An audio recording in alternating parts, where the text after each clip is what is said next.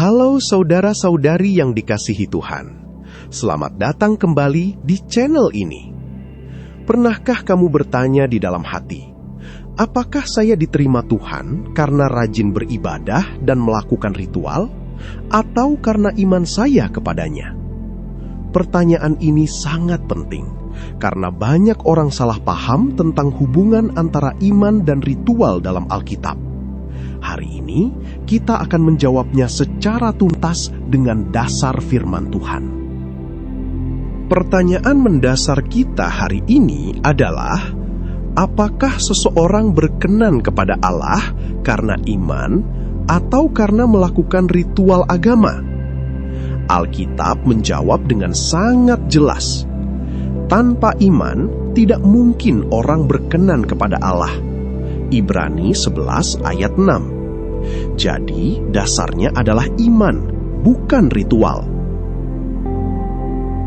Di Ibrani pasal 11, kita melihat banyak tokoh perjanjian lama yang berkenan kepada Tuhan. Mulai dari Habel, Henok, Nuh, Abraham, Musa, Daud, hingga para nabi. Semuanya disebut dengan frasa oleh iman. Contoh yang paling kuat adalah Abraham. Alkitab berkata, Abram percaya kepada Tuhan, maka Tuhan memperhitungkan hal itu kepadanya sebagai kebenaran. Kejadian 15 ayat 6. Perhatikan, Abraham dibenarkan sebelum ada sunat dan ratusan tahun sebelum hukum Taurat diberikan. Ini membuktikan bahwa iman adalah dasar penerimaan Tuhan, bukan ritual. Lalu, mengapa Tuhan memberikan sistem ritual yang detail melalui Musa? Pertama, ritual berfungsi sebagai guru yang menunjukkan betapa seriusnya dosa dan kebutuhan manusia akan penebusan. Kedua, seluruh sistem ritual itu adalah bayangan yang menunjuk kepada Kristus. Alkitab berkata, sebab hukum Taurat hanya bayangan dari segala sesuatu yang baik yang akan datang, bukan gambar dari hal-hal itu sendiri. Ibrani 10 ayat 1. Ketiga, ritual adalah bagian dari perjanjian Tuhan dengan Israel. Namun, Tuhan tidak pernah menghendaki ritual yang kosong. Ia berkata, sebab aku menyukai kasih setia dan bukan korban sembelihan, dan menyukai pengenalan akan Allah lebih daripada korban-korban bakaran. Hosea 6 ayat 6. Inilah keindahan rencana Tuhan. Setiap ritual di perjanjian lama, domba Paskah, persembahan kurban, tabernakel, dan imam besar adalah bayangan dari Yesus Kristus. Yesus sendiri berkata, sebab jikalau kamu percaya kepada Musa, tentu kamu akan percaya kepadaku, sebab ia telah menulis tentang aku. Yohanes 5 ayat 46. Setelah kebangkitannya, Yesus menjelaskan kepada murid-muridnya, dan ia mulai dari Musa dan segala nabi. Ia menjelaskan kepada mereka apa yang tertulis tentang dia dalam seluruh kitab suci. Lukas 24 ayat 27. Ritual itu seperti peta yang menunjuk jalan kepada Kristus. Mengapa Yesus sangat keras terhadap ahli Taurat dan orang Farisi? Bukan karena mereka melakukan ritual, melainkan karena cara mereka melakukannya. Mereka menjadikan ritual sebagai alat untuk membenarkan diri dan merasa lebih saleh. Yesus menegur mereka dengan keras. Celakalah kamu, hai ahli-ahli Taurat dan orang-orang Farisi, hai orang-orang munafik, sebab kamu memberi persepuluhan dari selasi, adas manis, dan jintan.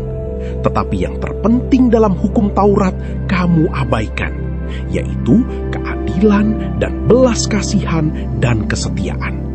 Matius 23 ayat 23. Mereka juga dikritik karena bangsa ini memuliakan aku dengan bibirnya, padahal hatinya jauh daripadaku. Matius 15 ayat 8. Lalu bagaimana seharusnya sikap hati kita saat menjalankan ritual atau perintah Tuhan? Tuhan menghendaki hati yang rendah hati dan bergantung pada kasih karunia-Nya, hati yang mengasihi Tuhan dan sesama, hati yang tulus, bukan untuk dilihat orang. Seperti yang Tuhan katakan melalui Nabi Hosea, sebab aku menyukai kasih setia dan bukan korban sembelihan. Hosea 6 ayat 6. Ritual yang benar adalah buah dari iman, bukan pengganti iman. Jadi, dapatkah kita simpulkan? Ya, hanya iman yang membuat seseorang berkenan kepada Allah. Ritual tidak pernah menjadi dasar penerimaan Tuhan. Namun, iman yang sejati akan selalu menghasilkan ketaatan kepada Tuhan, termasuk dalam menjalankan ritual-ritual yang diperintahkan Tuhan.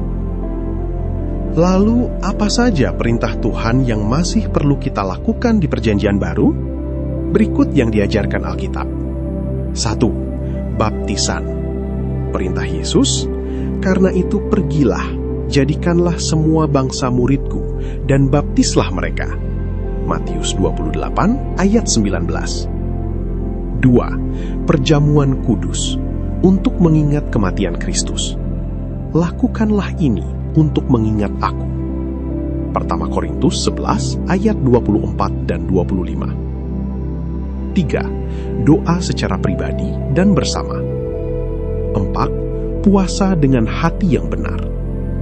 5. Ibadah bersama. Janganlah kita menjauhkan diri dari pertemuan-pertemuan ibadah kita. Ibrani 10 ayat 25. 6. Memberi dengan sukacita dan menyembah Tuhan. Semuanya dilakukan karena kita sudah diselamatkan oleh iman, bukan untuk diselamatkan.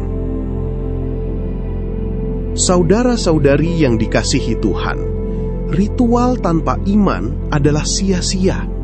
Tapi iman yang sejati akan selalu taat kepada Tuhan dengan hati yang murni.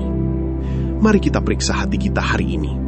Apakah ibadah kita lahir dari kasih kepada Tuhan atau hanya kebiasaan? Kiranya Tuhan menolong kita memiliki hati yang sungguh-sungguh di hadapan-Nya. Terima kasih sudah menonton. Jika video ini memberkati kamu, like, subscribe, dan bagikan kepada orang lain. Tuhan Yesus memberkati kamu. Sampai jumpa di video berikutnya.